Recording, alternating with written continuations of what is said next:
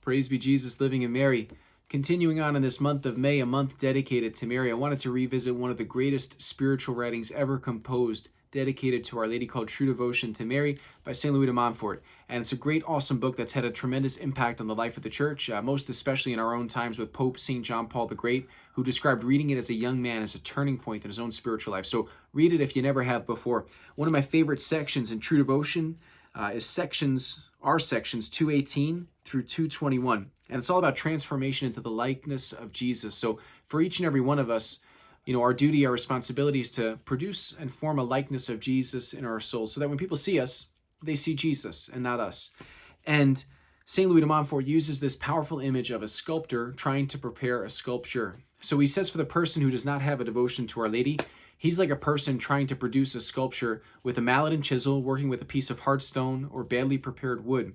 And a person working in that way, they'll chip away endlessly, and they might fail in producing that likeness because they don't have an adequate experience or knowledge of the person they're trying to sculpt, Jesus.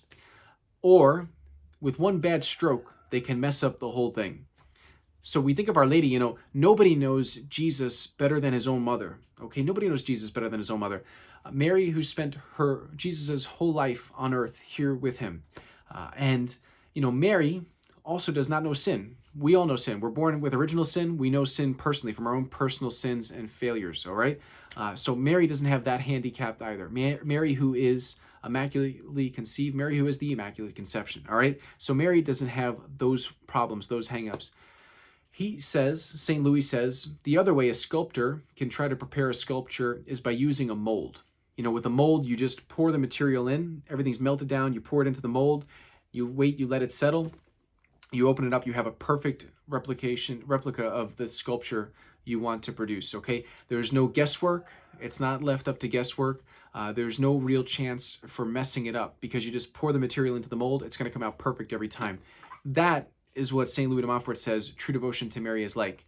That's why the saints say that there's no surer, more perfect, faster way to holiness than by having true devotion to Mary, by entrusting ourselves to her. By entrusting ourselves to her, we just pour that melted down old man that St. Paul talks about, that man of sin.